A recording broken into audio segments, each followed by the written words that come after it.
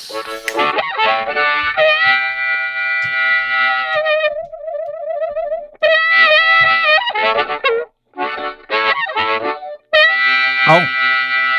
just like that, we're back. You don't see us for like 5 days. Boom, we're back. We're like the class. Welcome back. My name is Dean. Time for the program, as always. My very dear friend and co-host Lachlan Cross joins us for the play. Who's not doing well. We've got lots to get to. Elon a little bit, Rogan a lot, the LGBTQ fight that's going on in the atmosphere with dummies and other dummies. But you're not doing great. And I'd like to start there. No. Because as much as I love you, you're verklempt. You're not well. Yeah. You are. You've come off. to a realization in your life.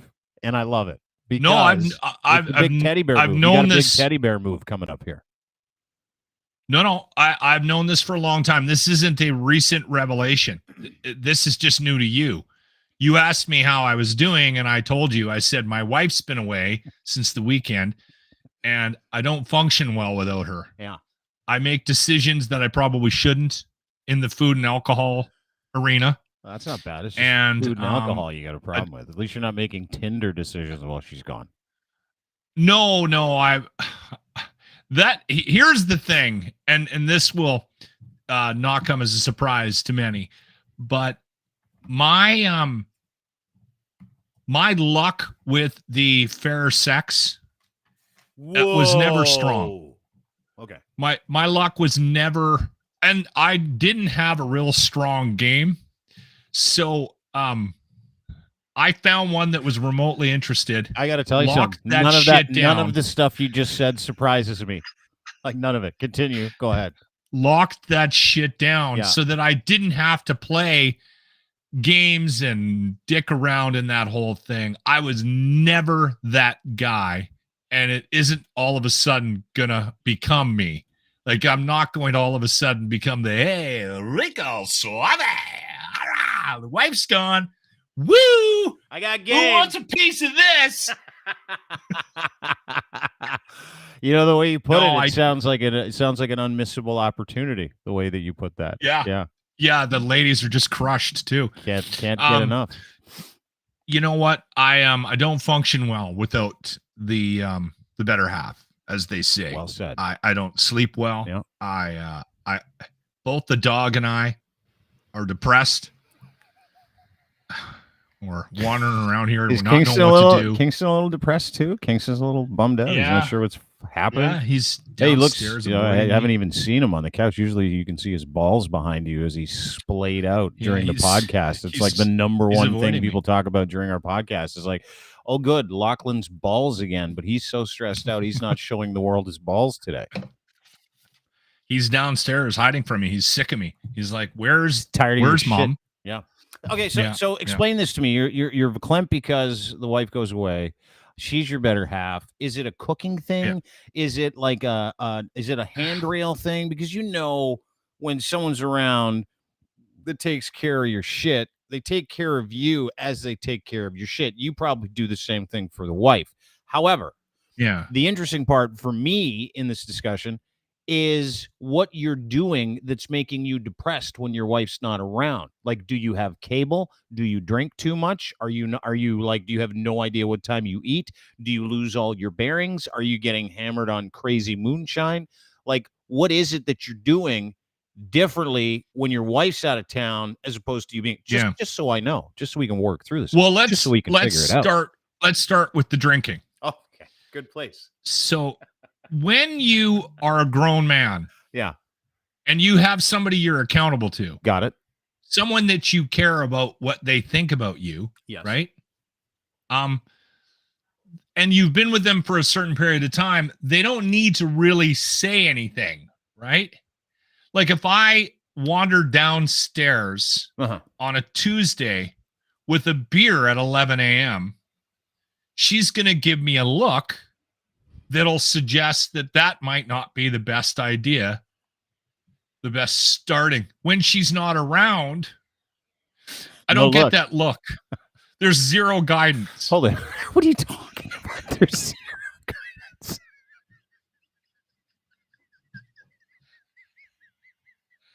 I sometimes need that look. What you're describing is a group home worker. You're not describing a wife. That's not what you're describing. Well, don't tell her that, because she might adopt that. She already calls herself a radio widow. Does she? So she introduces herself to new people in the business. Hi, Deb. Hi, I'm Locke's radio widow. I'm like, oh, honey, it sounds awful. Okay, so let's go back. There's no guidance. You just said there's no guidance. So is it the look that you need from your wife? I need that subtle guidance. There's nothing subtle about that. That's you need someone around. It's 11 a.m. Hey, Locke, it's 11 a.m. You should. Do you need that pint. beer? Yeah. Yeah. So are you drinking too much then? Like, are you starting drinking when you get home? What's the deal? Are you putting Baileys in your coffee?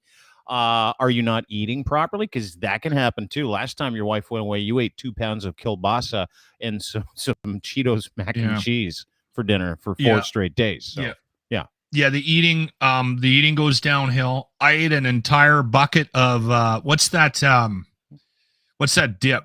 That was my dinner last night. I had a box of chips. Oh yeah, good Lord, I get that too. That's the thing. That's the problem. Was this wasn't a planned trip, Dean? So she had to go take care of my daughter who had any of your food. She couldn't do any of your food. Is that what she? There was no preparation for Locke's meals. How old are you? Are you like 75 years old? Like, are you from the 30s where like that stuff was like, make me a couple of casseroles and put them in the fucking freezer? Are you that guy? No, I'm not that guy, but she's very good about taking care of me when she leaves. And she knows, left to my own devices, I might make some poor decisions in the health department. So I went to the store, and it was like, it was literally like Christmas. I was like going through the aisles, just like chucking shit in. I haven't had this in forever. I was like, she's gone a week. I'm gonna go. But so what'd you buy? What was it that you Tuesday bought rolls she around. Would disapprove of? Give me a couple samples of it. What did you get?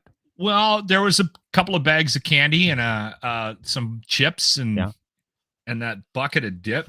I'm gonna go back too and get more dip. I'm gonna get the jalapeno cheddar dip. I got the run. I didn't want to mess around, so I got the one with the red lid. Yeah. But I've already finished that. I polished that off on Tuesday. See, and the thing is, here's the thing. It seems like a good idea when you're on your own and you're like, I can do this. She's gone for a week. I'm going to do whatever the hell I want. And then by Tuesday, and you got diarrhea and you just don't feel good, right? Then you start to regret your decisions and you start to miss her. So that's where I'm at right now. Hold it. Can we back that train up just a minute? Yeah. I just understood that you only miss her because you now have diarrhea because she hasn't been around to give you food and alcohol guidance. So you do not help me at all in this. At no point will I ever be seeking advice about relationships from you. I'm not here to give you advice. I'm just here to figure out why you're sad because your wife left. Because I'll tell you, I will say this on the sleeping thing. I don't know if other men are like this, but for whatever reason, I got used to having a body in the bed with me. And so there is, I don't sleep as much. I get up more and Okay, so now you're getting into the sensitive stuff, bud, and that's good. Now you're bearing your. I like having her in the bed with me. Yeah. Let me help you with that. Exactly. That's how you say. You don't say I need a warm body. You say I like having my wife next to me in bed. I'm not the same when she's not in bed with me. It's like peace and comfort. So I don't sleep as well. Yeah, you'll balance out the diarrhea comment with the other comment, right? Where it's like, hey, I want my wife to come home because I'm getting diarrhea from all the food. I have to force feed myself, and then you can switch it up and say stuff like, I miss having her beautiful body in bed next to me. Like, that's not that hard. Yeah. Yeah. There you go. Okay. Perfect. You did it. I'll work that into the conversation. Well, dude, she already knows I don't sleep well without her. She actually called me today and said, are you sleeping? And I went, not really. She went, okay, I'll be home on Saturday. She's I met her when I was 21. Yeah. And we've been together and we moved in together a month after we went on a date, and literally a month later I was moving in. So we've been together forever. We got married in 94, had our first kid in 97. So we're closing in. I think our 29th wedding anniversary is just around the corner. Oh, congratulations. So this is one of those, like, you could be your worst enemy. And so a month into meeting this beautiful lady, Deb, your lovely wife, who I've met and I think the world of, think she's wonderful. She is very good. You knew that you needed her in your life to keep you off the food, the booze, the diarrhea. You needed someone in your life to settle that rocking ship, right? That was going back and forth. You're not too sure. And so now we're telling a beautiful story about the Lachlan and Deb love triangle with each other and themselves, is how this whole thing works. I think it's a beautiful story. You could have curated from the start of this a whole story where you could have sent your wife 11 minutes of audio and video of you professing your love and how you're lost without her. And I think we kind of pulled it out at the end here. I think we did a great job.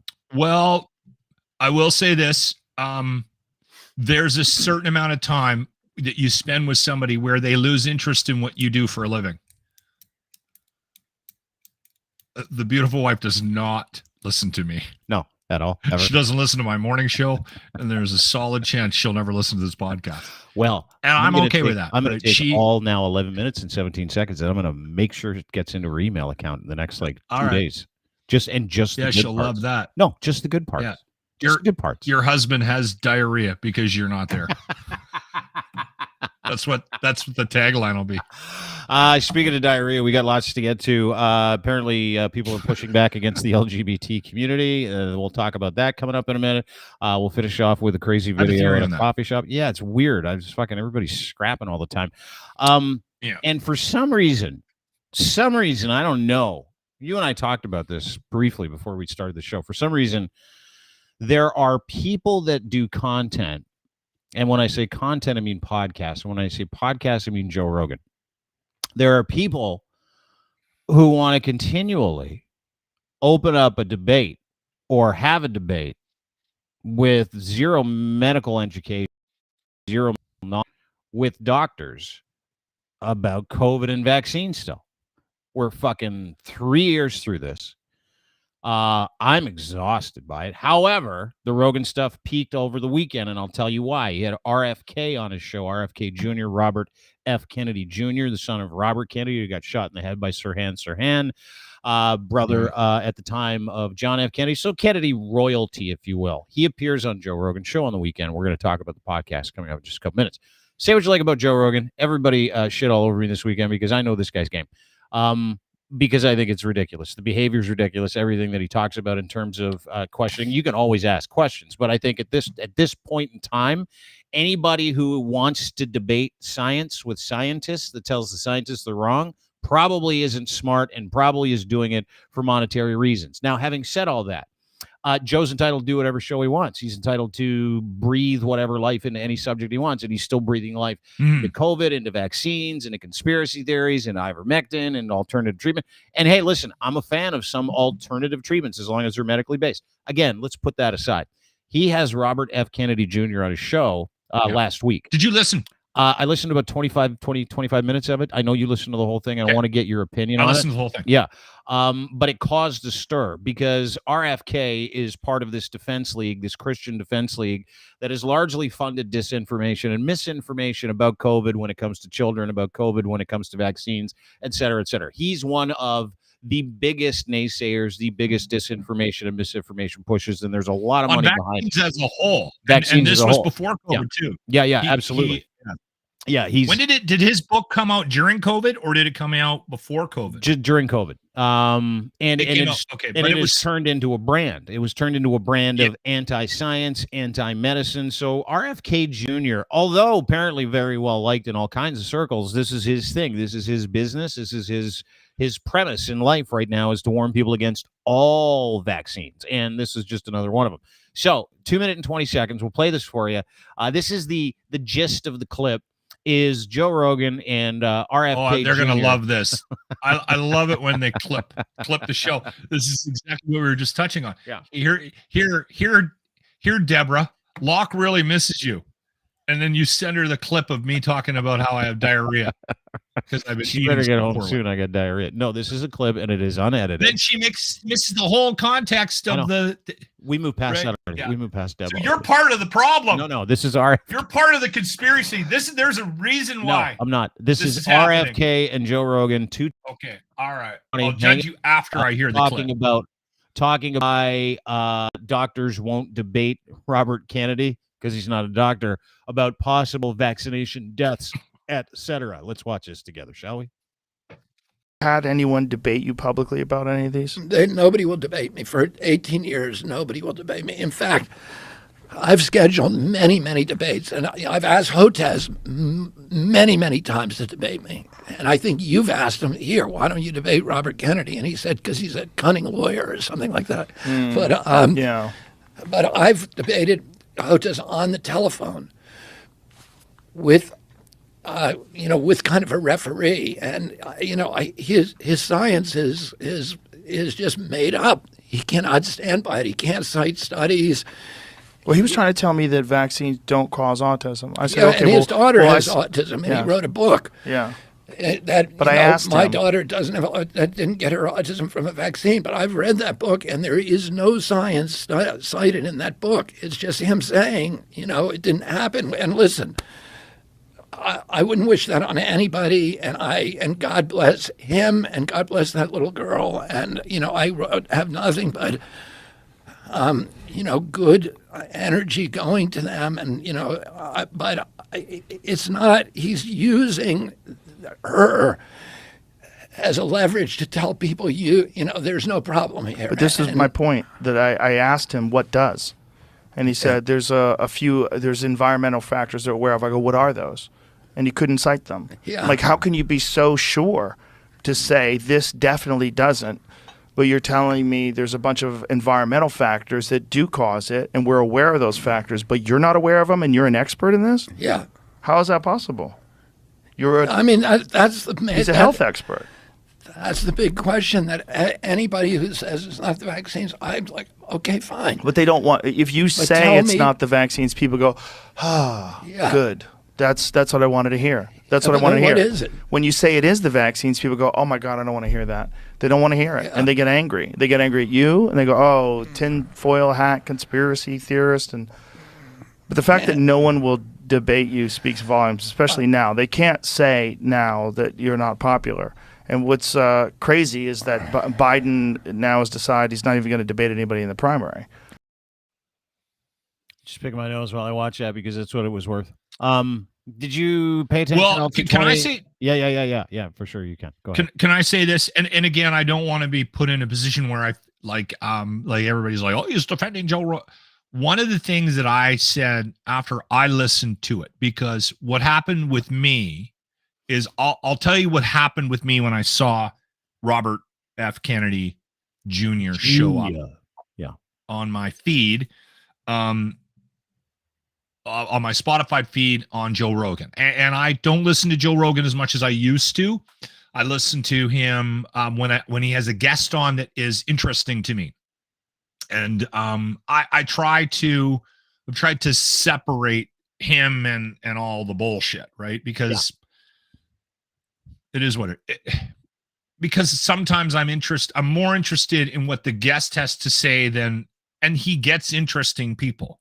Than I care about Joe Rogan, right? Like, I don't know if I appreciate Joe Rogan anymore. I've lost a little bit of respect for him for probably for not the reasons you think, but I think he's lost his humility.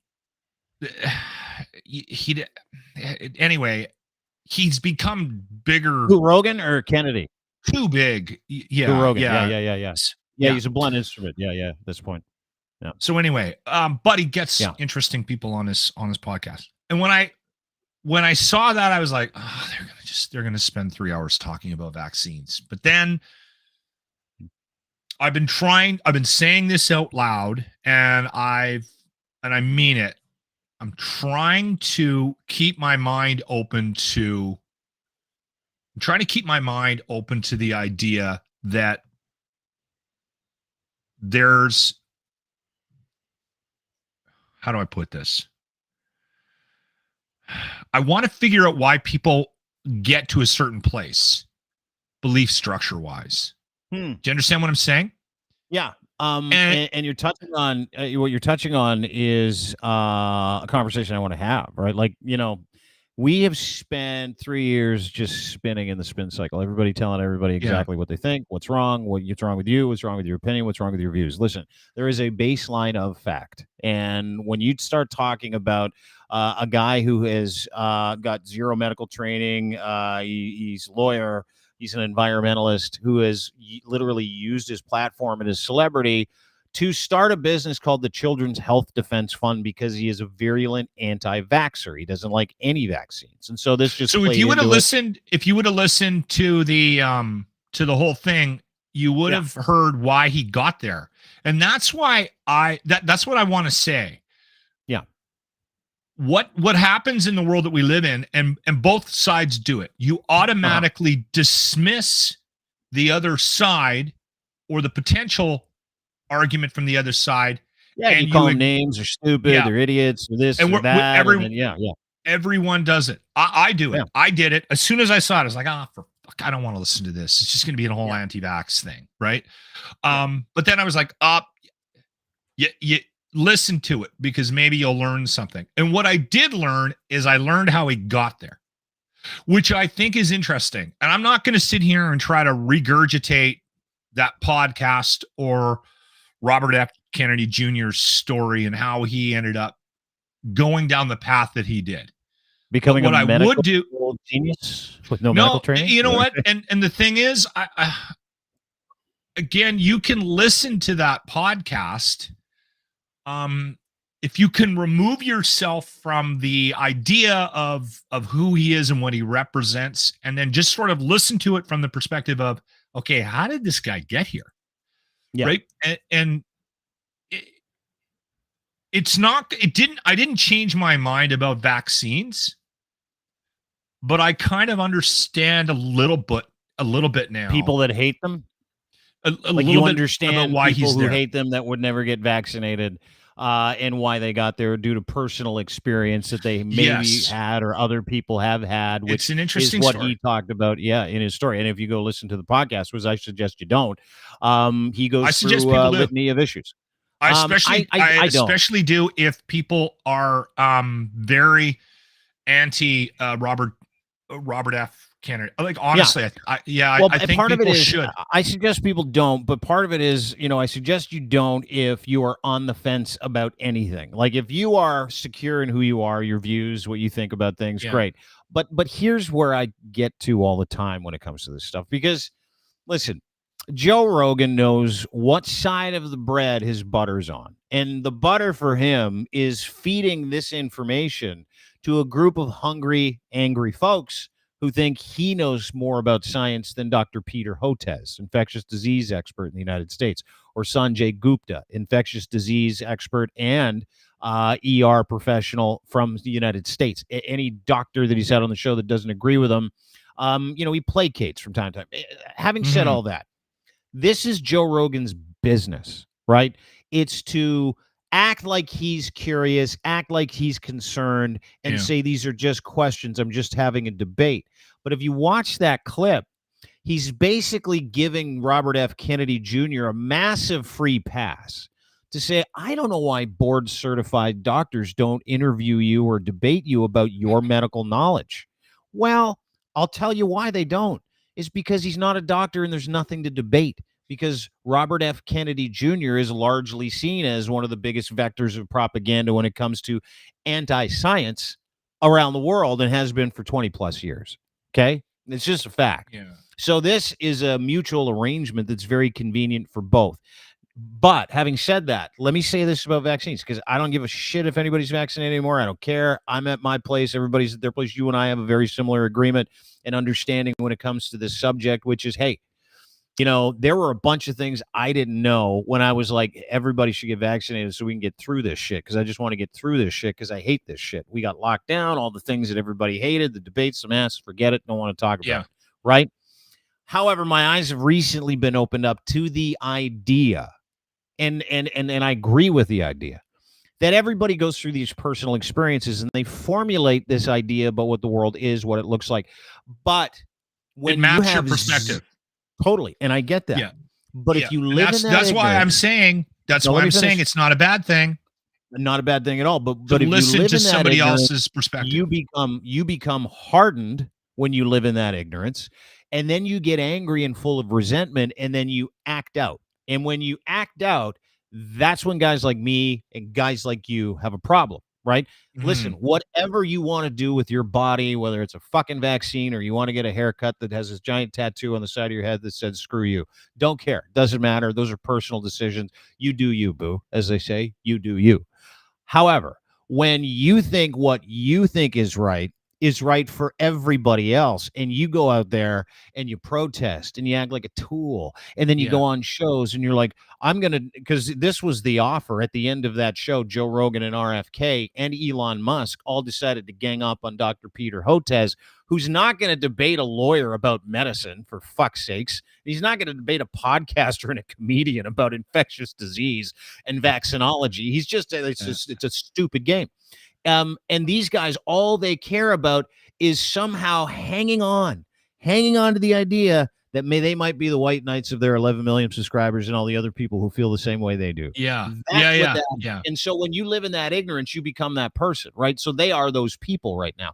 Now, my opinion on what is right for everybody else has nothing to do with everybody else, just me, right? So we get through the pandemic. Wow. We decide we're going to drop it. We're going to move on. We're going to do other content. And now I'm super hyper focused on one thing and one thing only, and that is the behavior of anybody who tells you what you have to do or else. Okay. Now, in a time when there's a pandemic, it's a different story. We fucked that up 12 ways to Sunday for the past like 3 years. And that's just it. And I think that's why I continue to try to keep the door open. Having said that, and I am suggesting that people listen to that podcast if you can stomach it. If you can't stomach it, if you can't stomach that conversation, then don't. I work with a guy. I thought it was a great conversation. I listened for 25 minutes. I listened to, and I thought, okay, well, I'm going to open up my mind. First principles here. We'll have a listen to what Robert F. Kennedy. But in my mind, the whole thing I'm thinking of the entire time is neither of these two guys have 1 second of medical training and cannot read peer-reviewed papers. Do not have any definitive information. That doesn't stop people in our position about expressing their point of view. And I think no. The thing is, we're. But I'm also allowed to think that they're both idiots for doing it, right? Absolutely. Yeah. You totally are. But the thing with Rogan is, I think he has been a bit unfairly labeled and gets a lot of criticism because of the heat he's brought, and it's his own fault. So I don't feel sorry for him. But I think there is a situation here where he's being criticized for bringing this guy on from the other side that disagrees with his position. But I mean, I'm telling you right now, I would have brought him on.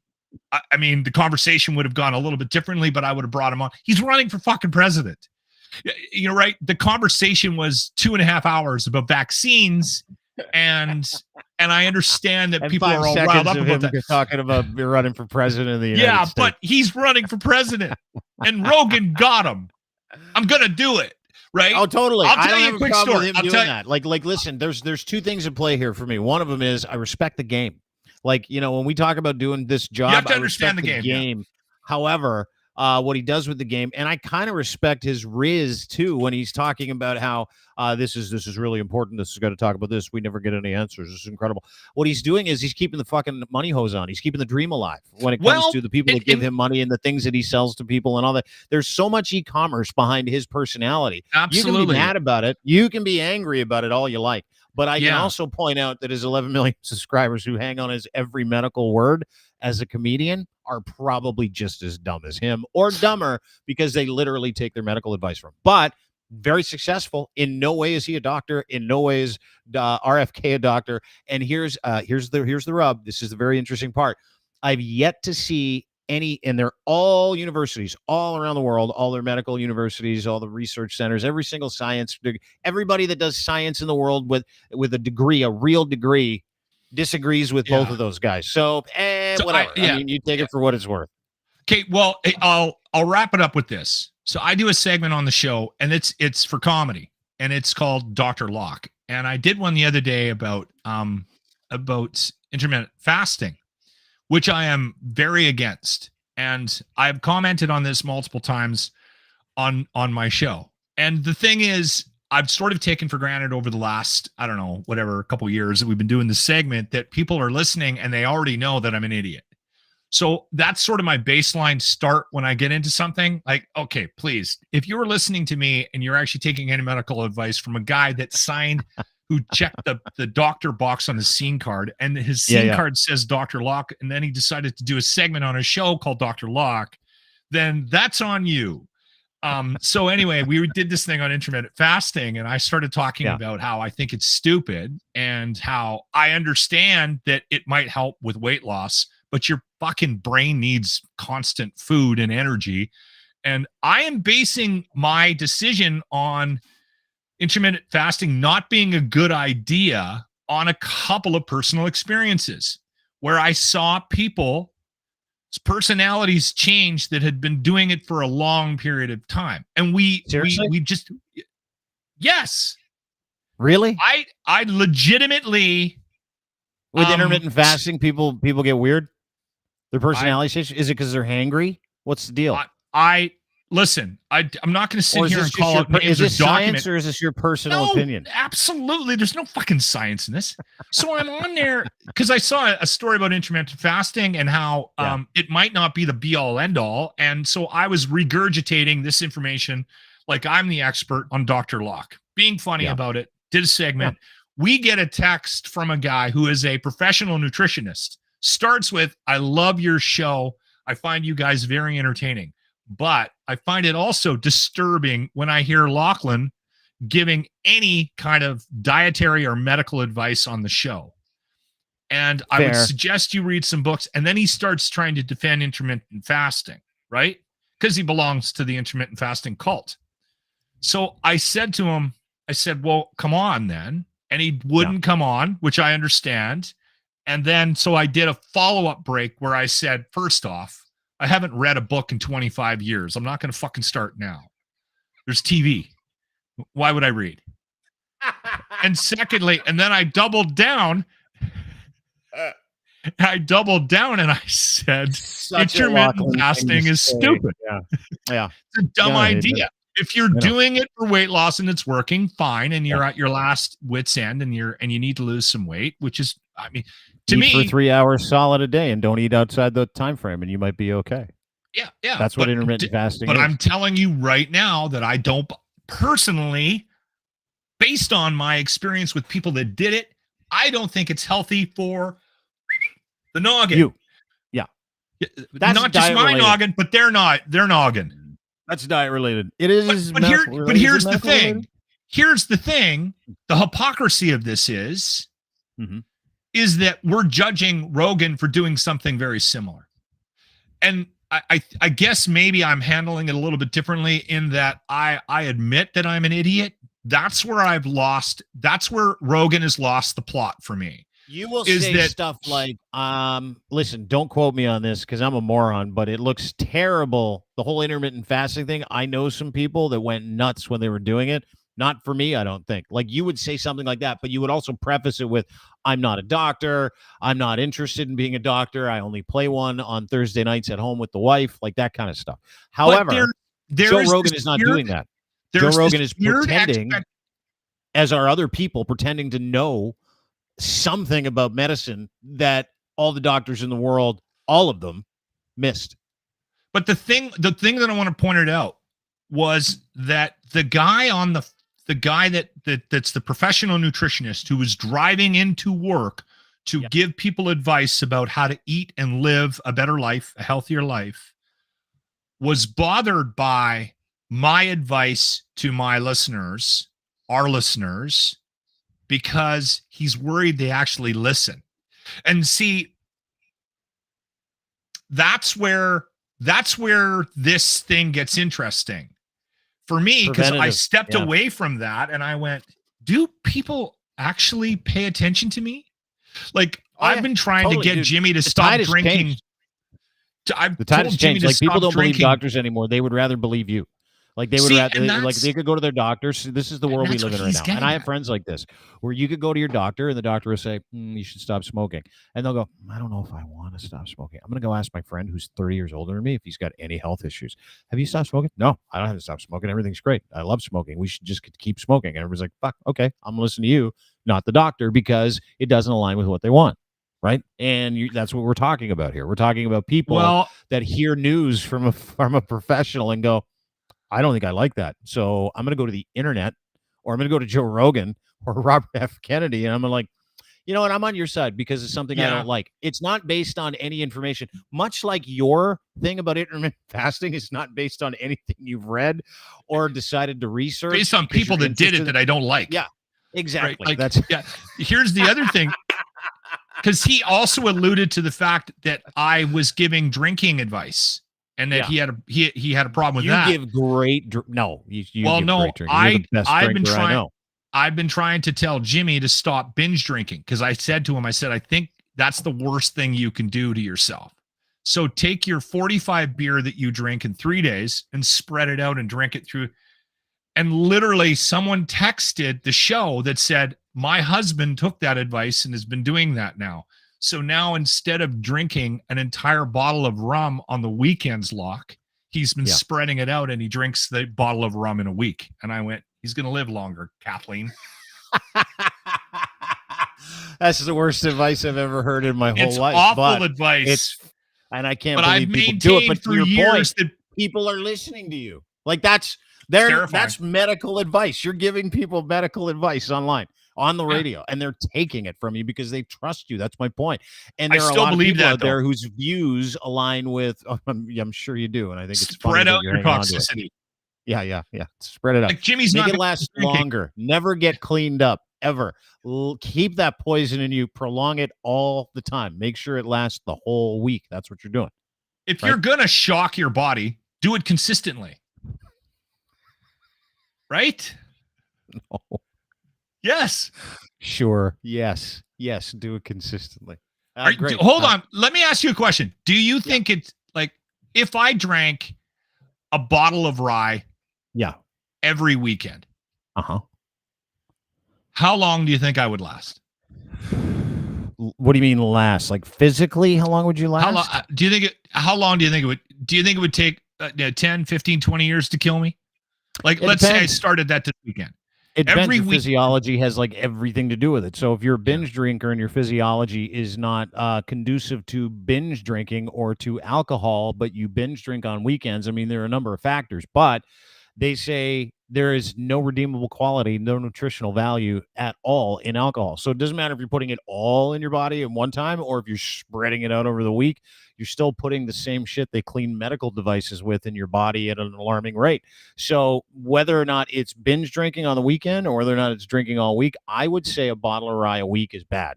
But if you're a happy person, you get your job done, you don't hit people that you love, and you act like a normal human being, it's probably fine. The only person you're going to kill is yourself. And that is totally your decision, which is where I'm at with the whole vaccine thing too. And all the other stuff. Listen, you're entitled to make all your own bad decisions. I don't care. I make the decisions in my life that make me a happier person, give me confidence to live my life. Alcohol is not one of them. Getting vaccinated was one of them. Outside of that, I don't give a shit what anybody does. I don't take your inventory and I don't talk to other people about their stuff. All it matters is that you're happy. And if you're unhappy, as we've seen at rallies and protests, there are a lot of fucking unhappy people around here. Those are the people that are setting the tone for the conversation. That's a mess. Anyway, sorry, didn't mean to interrupt. I truly believe that if I drank a bottle of rye in 3 days, it would kill me quicker than if I drank that bottle of rye over 7 days. I truly believe that.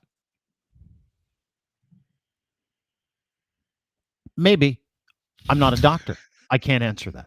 You'll have to ask a doctor. That's what you'll have to do. You'll have to consult a professional because I don't have an answer for that. I don't know the details behind binge drinking versus consistently being wasted. Don't know those details. All I know is that generally speaking, lots of that stuff probably isn't good for you long term. That's it.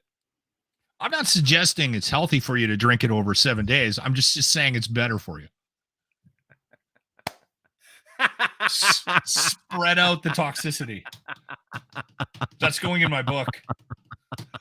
Spread out the toxicity.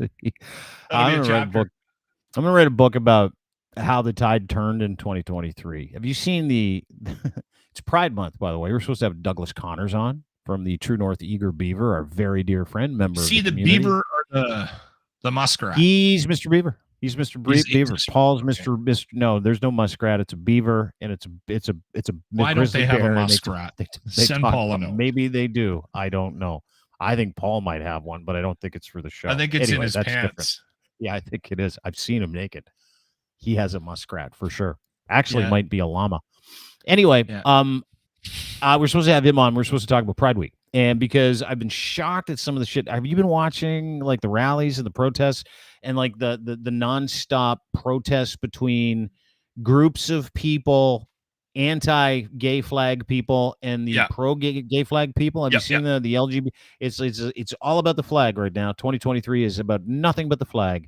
Yeah. And these rallies and protests, and I'll play one for you in just a second because Karima, she goes to these things.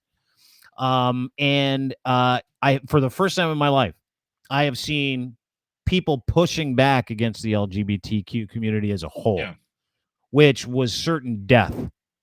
Hello. I might be one of them. Certain death for the past decade. Now, apparently it's open season on gay folks and their flag. And I'll point it out, and we'll get to kind of the details. More of it. It's not just us, right? Like, this is a thing. We're seeing way more huge, like big protests, big rallies. And it comes from, and I found it interesting specifically this month because, flying the flag, talking about acceptance, the LGBTQ plus community and everybody involved, saying you have a place here, you have a home here, something we heartily believe in as a group, something you and I personally believe in as human beings. Yeah. But there is a segment of society that does not believe in that anymore, and they're tired of it. And they've had enough of the flag, including a woman who tweeted that she was so sick and tired of banks using a flag on their ATM machines during Pride Month because it's an assault on her daughter who doesn't want to be gay. And I'm like, wow, that's incredible. Tweets and emails this weekend that I saw referring to the flag as an assault on their personal heterosexual freedom. Saw a lot of those. People who said, I'm going to block anybody who flies the pride flag because of the pride mob that wants to ruin the world and make it a way nicer place. They just want to be left alone. Meanwhile, they're going to protest, specifically one in Welland, Ontario. And this is beautiful because this clip that Karima put together, she was at a protest and it was at a school board where the school board in Welland was considering not flying the flag. You had two people that wanted to take down the pride flag because they don't want kids to know about gay, lesbian, straight, transgender, non-binary people yet. They don't want to, they think that educating people, there's a certain segment of society that thinks that educating kids, that bringing it up too early, gender identity, bringing it up too early might make them gay or confuse them or upset them or lead them into a life of gayness. And a lot of people, what they believe. That's not just a conservative, right, hardcore belief structure. That is a very mainstream. It's mainstream only because it has air right now. It is one of the more uneducated, dumber perspectives any human being could have, that flag that you're flying upsets me because I'm so weak-minded. I cannot stomach the idea that you want to be seen, and I also don't want my kid to be gay, and I'm afraid he might be gay. That is all weak-minded bullshit in my mind. But let me play you this clip because you can't tell who's on what side. This is the best part of the whole thing. You've got angry gay people because there is an angry gay mob out there. There is. Listen, I was fired because of one. So I'm intimately familiar with them. And you have dickheads in every movement. You got angry gay dickheads. You got angry dumb rednecks. You got angry people fighting about angry things, about things that they think they can change, which they can't. When you're anyway, with extremism, you're always going to have, have on both sides. That's what we see. Yeah, absolutely. So I want you to watch this. Karima, she goes and documents these things. This is in Welland. No one can tell what side she's on. But I want you to watch these people facing off to protect kids from a rainbow flag. You don't belong over here. Go over back to your side, please. We're not on either side of this. We're just here to document the event. You were on the other side last time pretty consistently. I really think you're police asked me to sort of stay in the center, which I did, but I'm not like aligned with that. Were you the one that was running around last time with the mask, the rainbow mask on, and your freaking scooter? No, the rainbow mask was the other guy. He was a counter protester. He had an orange mask and a scooter. You were the orange mask guy in the scooter? Yeah, the rainbow mask was not with us. He actually flipped us the bird. My apologies. I thought that you belonged to that side. There's been a lot of really high stress and tension. And I was wondering about your sign actually. So I the word fearfully stood up. Oh, it's because I messed it up. But I had to color in the black part. That's why the emphasis is there. It's because I made an error.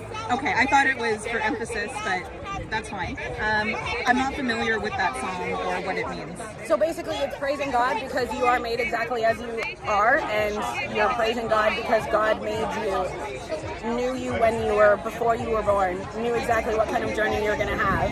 And I just wanted to be here and show that queer people are also Christians, and there's a place in Christianity for queer people, because queer people are whole.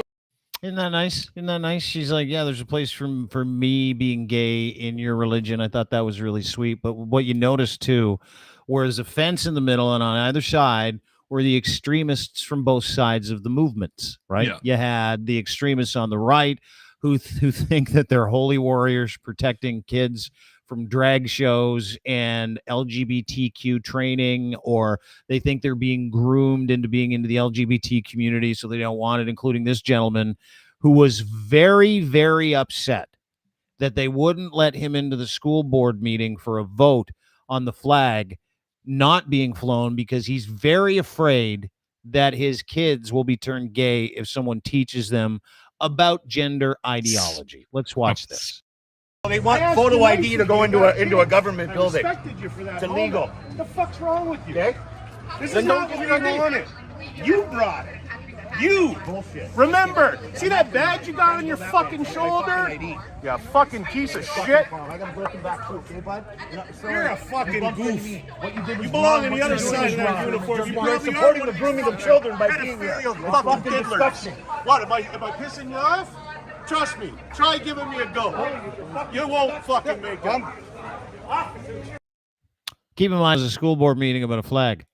Keep in mind. And those guys literally believe that those cops, did you hear what he said? You're grooming children. You're grooming kids. And all he wanted to do was fly a flag about acceptance and inclusiveness. So what does it mean? I don't know. I haven't seen this before. This is new. I think it's a transference of anger from COVID and a transference of anger from lockdowns and a transference of anger from whatever, because these people are largely unemployed, largely useless on both sides, by the way, on both sides. You're going to go to a school board meeting about a flag raising and you're going to protest. You're going to waste your time when that, and by the way, the flag's going up. The pride flag's going to go up at Welland City Council, and they lost an 8-2 vote. Doesn't matter. Who cares? But the behaviors here dictate that the people that are trying to affect positive change are not interested in positive change at all. What they're actually interested in is being an asshole, and being an asshole for Jesus, or being an asshole for their friends in their Facebook group, or having a place to go and something to do. And I look at the people on the other side, the people who say they're fighting for LGBTQ rights, and I feel the same way about them. Specifically those people. Now, I know we have a large group of people in the middle that are like, hey, man, live and let live. That's where specifically I'm at. the people that are out protesting. Yeah. The people that are still doing this, it doesn't matter what the subject is. It doesn't matter. As long as in this event, in this moment, they feel like heroes. They feel like they're in charge. They feel like they've got community. They feel like they've got people. So you're watching people say, hey, we're here to protect kids, while mocking, throwing things at, hurting, kicking, punching, pulling, name calling, all of those things where they're saying we're here to protect our kids. And then they start going after cops, and they start going after gay people, and they start going after school board people, saying that flag intimidates me for some reason that I can't explain. And my community tells me I have to rally. Now, every single person that feels that way, every person in my mind is too stupid for society. a useless member of society. All the dregs, the people that have realized that, hey, listen, life has passed us by. We're unemployed. I need to find a reason and a purpose. And this is their reason and their purpose. And you know what? I think it's fucking hilarious at this point. Like, I could care less about anybody who tells the other person, specifically what side, what to hate and what to love, right? Because that's an absolute fucking individual choice. Total individual choice. So what do we see now? We see the same people doing the same dumb shit. They just pick a different hateful way to say, we don't like certain people. We don't like gay people. We don't like black people. We don't like brown people. We don't like Indians. We don't like immigrants. We want what we want. And here's the funny part. I think all of those guys, specifically the guys who are the angriest, I think it's a front. I think those guys want to be at home with a good stiff one up their backside. That's what I think. Lachlan, what do you think? We talked earlier about why we're seeing more of it, and I actually do have a theory of it, and not more from both sides, but just more anti pride and anti-flag activity, and it's become something normal to see online, to see protesting. And again, I don't have a timeline, and I don't have a specific point in time when all of a sudden it became more acceptable. But I do have a theory on why we're seeing an abundance of it and more of it, and it seems to be more of an issue. You mean the pushback with the LGBTQ community and the flag? Yeah. So I want to hear it. When we were young, and we're around the same age, it was the common practice was, if you were gay, you kept it to yourself, right? Yeah. And then over time, gradually, listen, I went to school with, I graduated with just under 100 people. I think it was 97 people. I'm almost positive that I graduated with somebody that was gay, right? Male or female. But that would never have come out when I was a kid. And then over time, that changed. It became more accepting to actually admit and be out and be open. My kids, when they were in school, talked about people who were gay and out in school. And I think what ended up happening is when there was that window of time where we sort of, this is gonna, I don't want this to sound bad, but it became allowed almost. Okay, you can be gay. Society is now accepting you for who you are. You can be gay at whenever you want. Whenever you decide that that's your time to tell people, you can tell people. Okay? And then it kept going. And then there was a period of time there where somebody said something out loud, and I don't know who it was or where it was, that they thought that maybe the number of people that were admitting to being gay, that they were actually part of the problem or causing it or something. And then there's been this shift now where I think people believe that the numbers have something to do, the increase has something to do with conversation being opened up. Yeah. Which is crazy.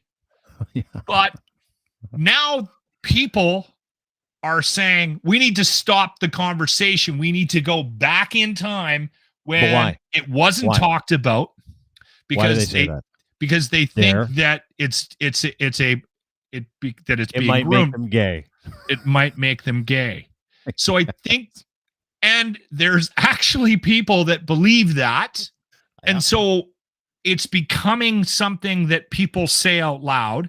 You can find an audience. You can find like-minded people. Jordan Peterson believes this. Yeah. Arthur Pawlowski believes this. He was on James's show last week, said being a homosexual is a perversion, and then he said he was the most persecuted man in Canada for having that opinion. I know a lot of gay people, love a lot of gay people. I can tell you it's not a perversion. This is who they are. They love the same sex. But you understand what I'm saying? They love relationships like we do. Yeah, I totally understand what you're saying. So I think, I don't know where the timeline was. Here's a question. What kind of weak-minded individual I don't know. Super afraid of a pride flag on an ATM screen, so afraid that it's going to turn their daughter gay when she takes $20 out to go and buy birth control. I'm just trying to understand where we're at, right? So I'm trying to take that 1,000-foot view. So because you and I, our conversation was, where's this coming from? Why all of a sudden is it so accepted to actually be anti-pride, anti-flag? Because that's shocking to me. When I see somebody openly, without any concern about public persecution, get that flag out of my face. That's like, a big one. And it's especially interesting from where we sit because of what we were here do. When it was embargoed, right? Like you talk about a time when people didn't come out. They didn't come out because they're afraid of getting their asses kicked. Yes, for being themselves. They didn't come out because it was illegal in this country to have a gay relationship for a long time. Yes. And so they operated like that. And so we have the flip. Like you and I are perfect. We see the sands of time, right? We've seen that, which is weird. And then we're like, gay people should get married. And you're like, yeah, of course gay people should get married. Yeah. How would that work? Like we're of that ilk. We're of that time. And now we're not just used to it. We accept it. We promote it. We're grateful that people get a chance to be married to who they want, love who they want, also be miserable in relationships, just like heterosexual people, get divorced just like heterosexual people, all those things, like equal rights, equal opportunity. I think it's a beautiful thing. And now you're seeing the pushback, but the pushback is largely made up. And it's made up through a series of well-funded Christian groups. It is there. It's there though. And people are not afraid about saying it out loud, Dean. Like no, they're not. I've been in rooms, but they hide behind like all kinds of memes. They hide behind all kinds of crap. And one of the things they hide behind are lobby groups. And there's a lobby group that is deep into this that spends something like $3 to $5 million a month on anti-LGBTQ messaging. That group is called the Alliance Defending Freedom. They've been the center of a nationwide effort to limit the rights of women and LGBTQ people in the name of Christianity. And if you go and look up this one organization, Alliance Defending Freedom and its people, it tells you clearly they believe that abortion is a sin against God. They believe being gay is a perversion against the Lord and a sin. And this is the goal. And so what they do is they provide all these hateful people all kinds of cover, right? Where it's like, oh, well, this meme came out about, trans people, or this picture of a trans person reading a book in garter hose to a child. And this person intends on abusing your child. And so your child, the whole thing, where it's like, these people are coming for your kids, right? And so in the Christian faith, all those people are like, oh, it's a sin against God, and they're coming for my kids, and education about gender ideology might make my child gay. Absolutely. I'm now a warrior against that because they serve a higher power. They don't give a shit about you and me. They certainly don't care about community. They definitely don't care about their neighbor if they don't share the same ideology, right? So it all comes together. The people that actually show up to these things, so the extremists that show up to these things, they're the real mess. However, there is a problem with baiting. And I want to put this out there. And the Liberal government of Canada does a fantastic job of baiting people that have anti-LGBTQ views. And the entire Conservative Party has those by and large. And so they keep floating this. Politicians keep floating this. I can't believe you're mad against someone who wants to love another man or another woman. I can't believe you would push back against us. And then they take that, oh, look at this person. They hate gay people. Dude, I've been that guy. So I completely understand how it works. Yeah. However, there are portions of society who fall for it every time. They take the bait all the time. Yeah. And that's what these idiots are doing, backed by Christian groups who are like, yay, straight people. Yay, this. Yay, nay, abortion. Like, it's a fantastic campaign and operation. But generally speaking, we're surrounded by idiots who just want you to think something. They don't care if you know it's real or not. So that's take the conspiracy side out of it, right? Like the baiting question, the politics of it. And it is interesting that it has become more socially acceptable in a lot of circles to be anti-flag or whatever Pride Month, right? Like that's what I found interesting. And you know what? I've got another angle. I got another angle, and I'll get into this quickly because so I like you today. I like engaged Lachlan. You're engaged Lachlan today. The Bud Light thing. Okay, so we'll present the timeline here quickly. So they give Dylan a 6-pack of beer with her face on the can, and she's in Instagram. And she's been a woman for a year. She's famous on Instagram, TikTok, whatever. They send her literally a 6-pack or a 12-pack of beer, and they put her face on it. So she does a TikTok video, and the world explodes. And next thing you know, Kid Rock's shooting a Bud Light on his property with AK-47s or whatever the fuck it is, AR-15s or whatever. So, and then there's all this news, and I got to be honest with you, I thought all of it on both sides was crazy, and it didn't have any impact on my decision to continue or talk about the fact that I like and drink to this day Bud Light. I have some in my fridge right beside me, and as soon as we're done the podcast, I might even have 6. It didn't stop me.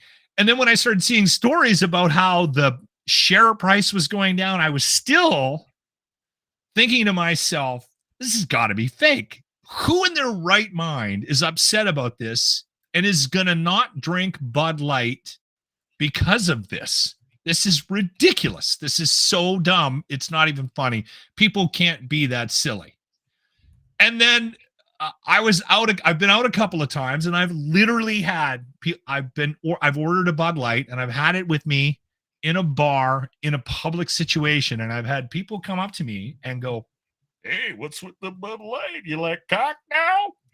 And I'm like, what? Really? So are you drinking something else? Stupid? and they're like, yeah. And I'm like, okay, well, I have literally had about 3 million of these, and I've never had a cock in my mouth. Not once. And maybe if I drink another million. Yeah. And they're like, and then they go, ha, ha, ha, ha. But there's people out there that are legitimately concerned about what you think if you're holding a Bud Light in your hand. So they've stopped buying it.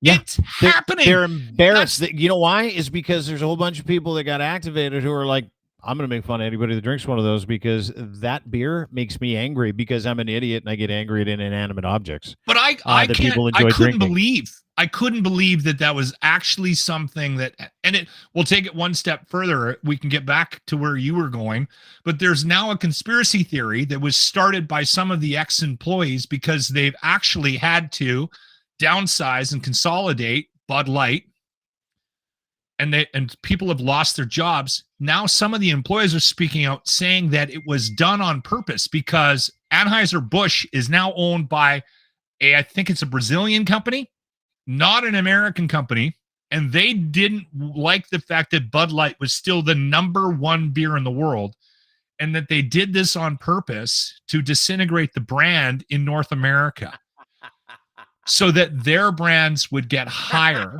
on the list. And that, hold on, even more so, Bud Light, the majority of it is made in America, and the cost of making it is higher. So they want the brands that they make in Mexico and in South America to be more popular because their margins are stuff. Yeah. So it was all done on purpose. It's unbelievable. The world that we live in is unbelievable. And now what I've been trying to do, I've been trying to change my perspective on things. Instead of getting mad about this stuff now, I'm trying to dig in. And I'm literally, when somebody, like I had a guy make fun of me and go, you legitimately are worried about drinking a Bud Light in public. I was at a golf course with a guy and I ordered a Bud Light, and he was on my foursome, and he's like, what are you doing? And I'm like, wow, I'm drinking the beer that I've been drinking forever. Leave me alone. Leave me alone. But don't you want to just stroke that person in the head?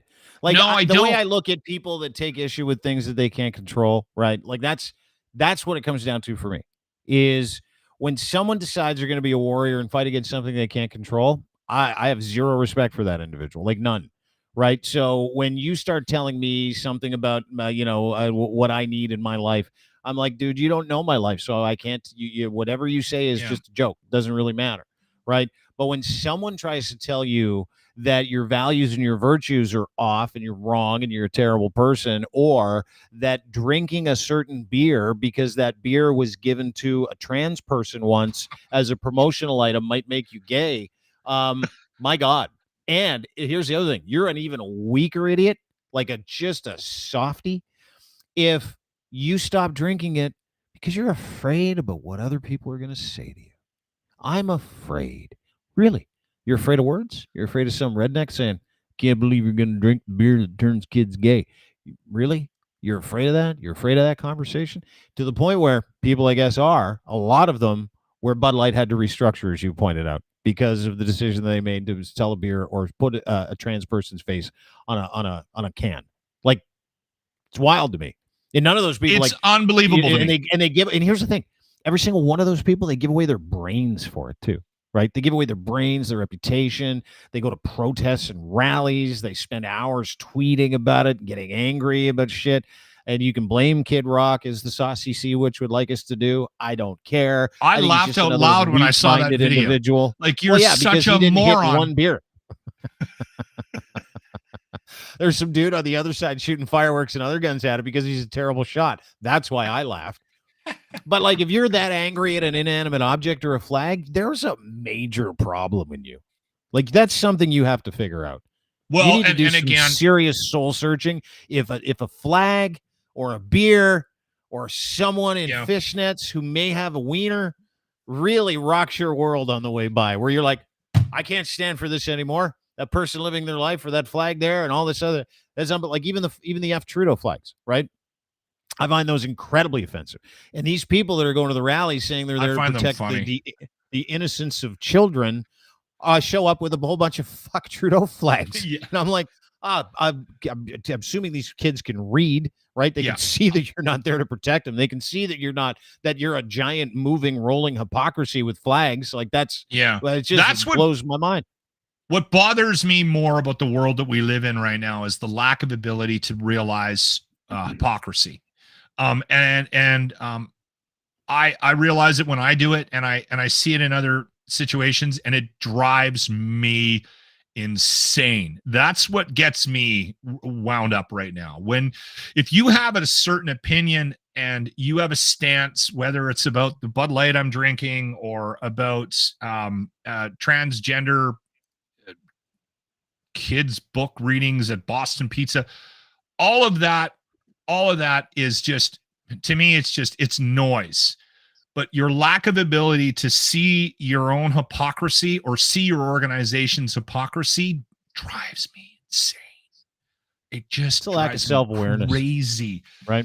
Oh man, that's the thing that I find so frustrating right now is and again, I am trying my best right now. I've done my 3 steps to solve every problem in the world.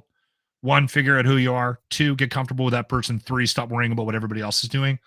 I'm really, really working on that 3rd piece because I still get pretty wound up about certain things and how people act. And that judgment piece has been the hardest thing for me. And I'm in my 50s and I don't know if I'm ever going to get over it. But I swear to God, everybody, we have to stop worrying about what other fucking people are doing. And what they believe in. And the sooner we do that, I think the sooner we're going to get through a lot of these. Yeah. I truly believe man. That.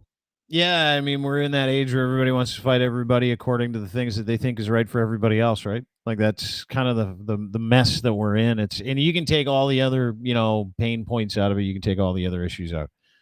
To me, it's like, it's amazing that so many stupid people, and that's where it really come down to. We're in an epidemic of the idiots. So many stupid people, and stupid people are angry because they know they're dumb, right? And it doesn't matter what side you're on. So many stupid people truly believe they're geniuses or they know something everybody else doesn't. And what they know needs to be inserted into your brain, and you need to know those things and think those things are just as true as they think they are, because they can't live with themselves if they're wrong. Doesn't matter what side of the equation you're on. It's funny. We have an idiocy issue in this country. Well, and it's interesting, and I think you and I had a conversation recently about when you meet a dumb guy and how passionate they are about some things. Like, it's amazing, isn't it? Yeah. Like I was out for a walk with a friend of mine yesterday, and we're talking about Dunning-Kruger. And I'm like, do you know what Dunning-Kruger syndrome is? We're talking about a mutual friend.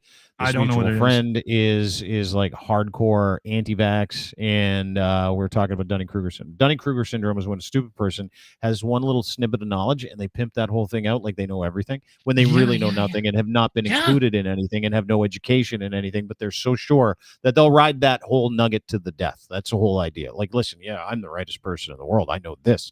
And then when someone comes along and says, but have you read this, this, and this, and this? That person gets angry and then just act out, because not only have they not read it, they truly do not understand what they're talking about. Right? That's and they're angry because you're testing them to prove why they believe what they believe, and they can't articulate it. Well, it's because they have Dunning-Kruger syndrome. They think one piece of information is enough to take on the world with. I see this daily. In a room that I work in with the co-host. I saw it. And I love the guy like a brother, but he gets angry about. He's sure, isn't he? Those people are so sure. They're like, no, you don't understand. You know what? Okay, well, tell me. I'm not talking about it. That's my favorite. Or they get angry. Like, you're not dealing with normal people.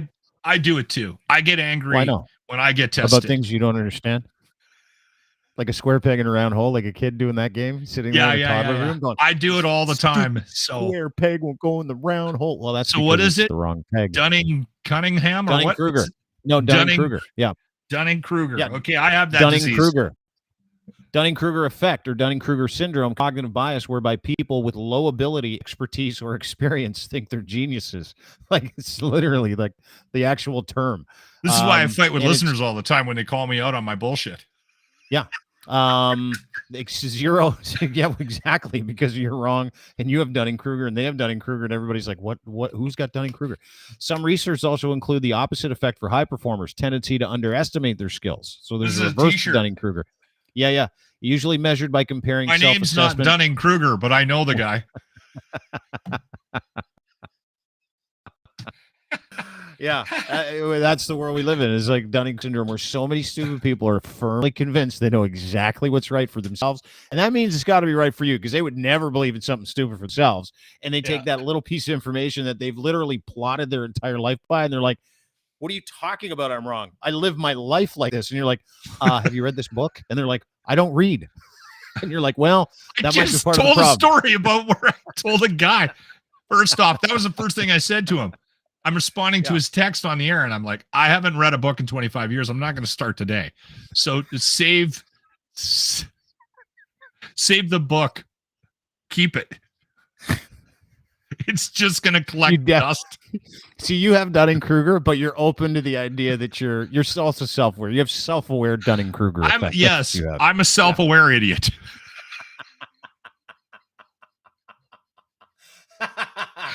you know you're an idiot, right? That's not Dunning-Kruger. You're just a self-aware idiot. That's what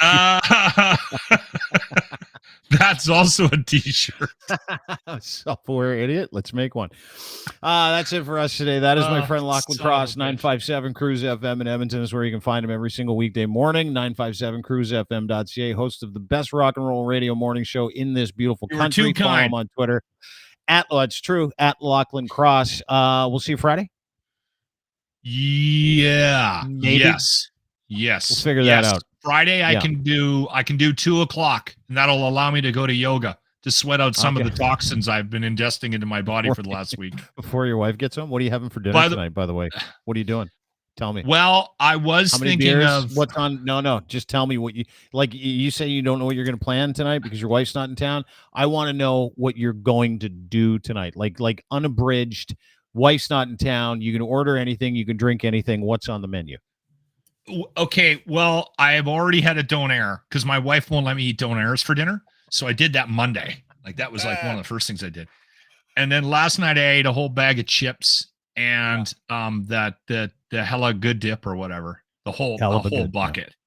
Yeah, you did. That was amazing. That was a good day. Tonight I'm thinking about going for a burger. Like a big sloppy burger somewhere. Yeah. Or would you not be allowed to have that if Deb was in town?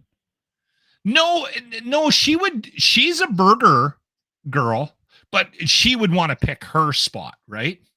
Yeah. So you get to pick whatever you want. I get to pick whatever. The other thing that I've been like, dude, I am so on top of pho right now. Oh, PHO? Pho? Yeah. Pho. Yeah. I fucking love that. With chicken or beef? You like it with chicken or beef? What do you get it with? I usually get the beef. I usually get the brisket. Yeah, that's right. Oh, and I found a place not too far from me. It's a Vietnamese spot, which that's what that is, right? Mm-hmm. And it, you know what? It's very traditional. And there he is, King Man. Where's your dog? Yeah. Time to go because your ADHD is kicking in. There's your dog. He's looking at you. He's obviously upset. Doesn't know where your wife is. Hope she gets home soon. Thanks for doing this, dude. Appreciate it. Yeah, that was a good one today, buddy. Yeah. See you Friday. See you Friday. Talk to you soon. Lochlin Cross 957 Cruise FM in Edmonton. That's where you can find him. 957cruisefm.ca. There you go. Thanks, Lock. Thank everybody for being here. I want to thank our partners and sponsors, friends. Of course, Ken Torque, Colin Livingston and his group, Canada's assembly tool experts, making rugged, hardworking, beautiful torque wrenches, Canada's leading industrial tool experts, giving you the very best in sales, service, rental, calibration, maintenance, custom fabrication of industrial torque tools. No matter the scale of your bolting project, they have your solution. Heavy machinery, forestry, nuclear, mining, doesn't matter, railroad. The steel industry. This guy makes the most custom, the greatest torque wrenches on the planet. He makes them for industries all over the world. And he makes them right here in Canada, Canadian made, Canadian operated, Canadian designed, Canadian owned, Canadian manufactured. This is a good old Canadian company out of Edmonton. Make sure you go to cantorque.com today. Also, our friends at Kivlaw, defense attorneys in Southern Ontario that want to make sure you learn from your mistakes. They will cover you everywhere you need to be covered in terms of any legal issue that you're going through. You want to get your life back, criminal defense law is tough, so you don't want to act as your own lawyer. Is like, who's representing the client? Oh, me. No, you don't do that. You call my friend Robert at kivlaw.ca. Robert at kivlaw.ca. Speak to a lawyer there. He will get back to you with information as best he can, and he will make sure he tries to keep you out of trouble so you can get your life back, get the answers that you need. Go to kivlaw.ca today. If you want great legal representation in Southern Ontario, do it today. And of course, brought to you by Gitch, luxury branded underwear, boxer briefs, engineered for any level of performance. You can get them at edsfineimports.com. Amazon as well. Doesn't matter. He'll sell them to anybody. Ton of colors, breathable, barely there fabric. You can do anything for a run walk. You actually look pretty cool in these too when you kick them off. And ladies like, oh, those are nice underwear. You get some of those comments. Not often do you get comments about underwear. You'll get comments about these underwear. And they're very, very breathable. And they got the pouch in the front. You're going to love these. Gitch, engineered for any level of performance. Barely there comfort, keeping you cool with moisture whipping fabric. And right now, if you buy 3, you get 1 free if you use promo code GITCH3 when you check out. That's it for us. Have a great day, everybody. Appreciate you being here. We'll be back on Friday. Oh, bye-bye.